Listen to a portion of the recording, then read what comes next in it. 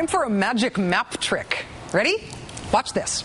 Here are the 3 states with the highest number of young women getting vaccinated for HPV.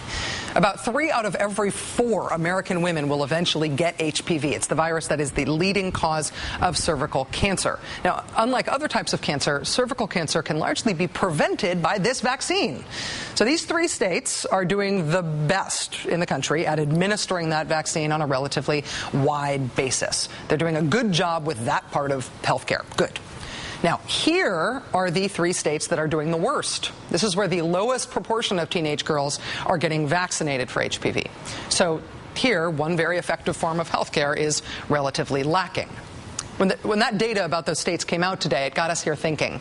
We wondered what other states are really sort of blowing it on women's reproductive healthcare. Turns out, here's the teenage pregnancy stats. Here are the states with the most teenagers who are now also moms.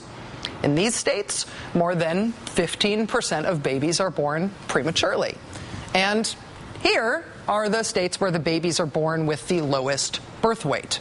If you want to map the infant mortality rate, here are the nation's worst 3 states.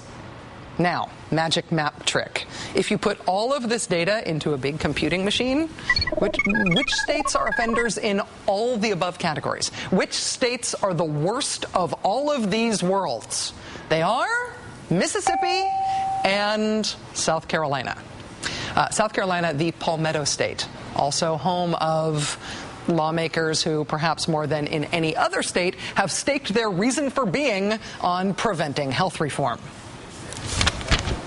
The reason you're not going to have a government-run health care pass the Senate is because it would be devastating for this country.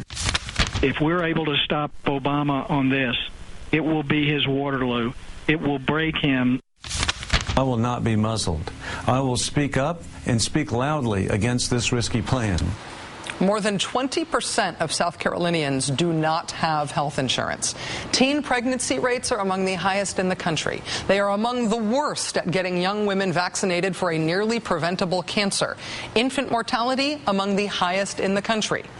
If anyone might want to get a little help with the disaster that is healthcare in their state, you'd think it would be these guys. But they're the ones who are fighting hardest against it.